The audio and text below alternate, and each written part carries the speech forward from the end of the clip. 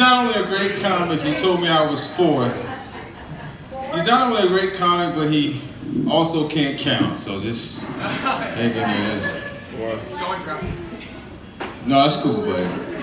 Man, I am happy to be here tonight. I'm feeling like a chocolate chip in the middle of a big bowl of vanilla ice cream right now. Just keep your hands where I can see them, though.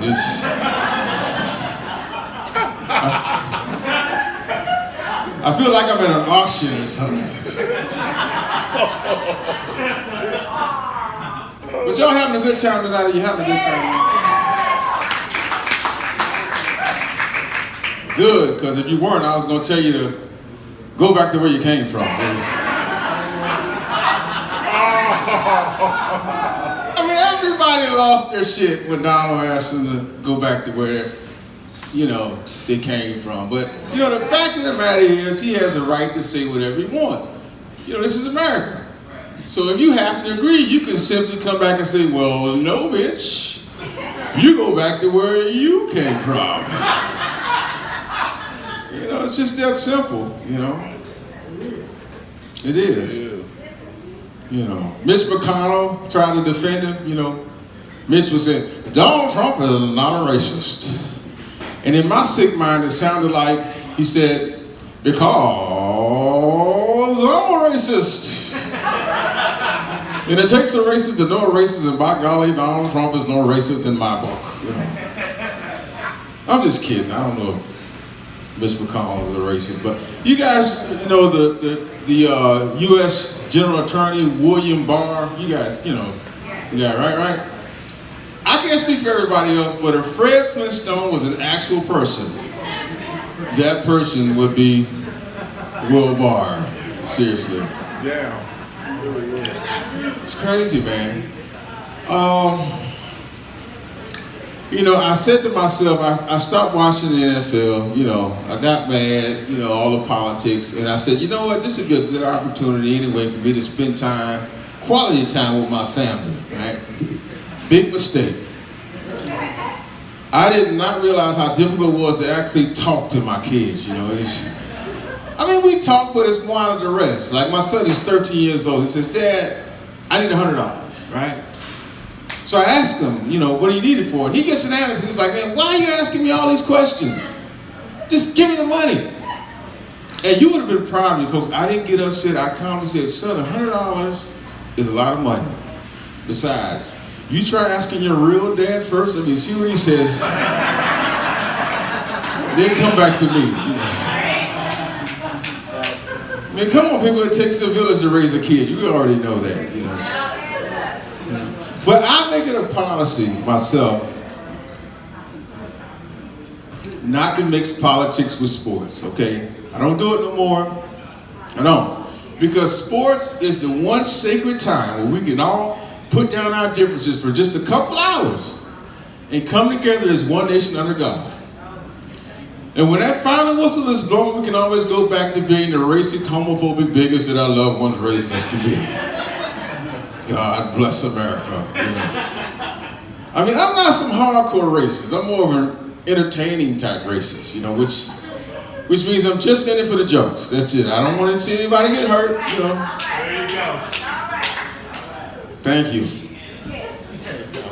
Like, I don't know if you guys remember this movie in 2005 with Ashton Kutcher and Bernie Mac. It's called Guess Who?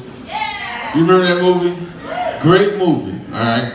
You remember the scene where Ashton is at the dinner table and he's reluctant to tell this racist joke about Adam, the reason why Adam and Eve would not be black. So Bernie Mac eggs him on and he says, go ahead and tell him. So he says, you know why Adam couldn't have been a black man? He says, why? Because you ever try to take a rib from a black man? Funny as shit. Racist, but funny. And it's true. Because I don't know if you folks notice it or not, I happen to be a black man who loves ribs, okay? And if you try to take one away from me without asking, it's going to be a problem, okay? It is. I mean, come on, people. If you like everybody you meet, chances are you're probably high.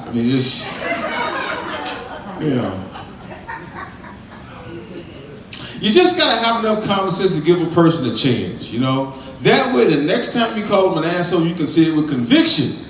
Because you took the time out to get to know them as a person, you know? You're proud of yourselves. But, you know, I love any football fans. Anybody like football? I love football. Can't wait for it to start. Love football. Love football. Where else can you go see a bunch of grown men high-fiving each other and slapping each other on the butt outside of Winston Manor, okay? I mean, it's unique. I mean, you just can't go around slapping people on the butt just because they do good. You can't do it. I mean, could you imagine if the pizza guy gets to your house 25 minutes or less? You hear the doorbell ring, you get all excited, ding dong, start dancing and shit. You go to the door, you chest bump the pizza guy. Then you start reaching for a tip. You're like, sorry man, I don't have change for a tip, but good job.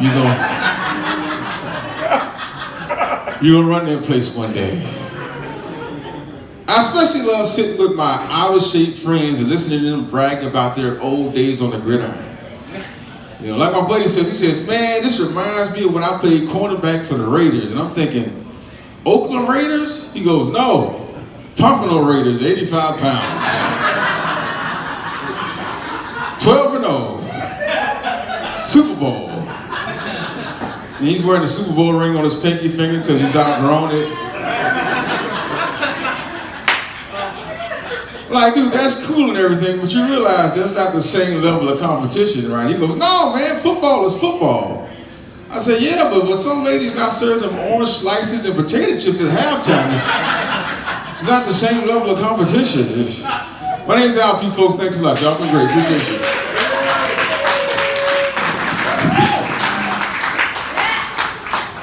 Big hand for Al P, everybody. He did great.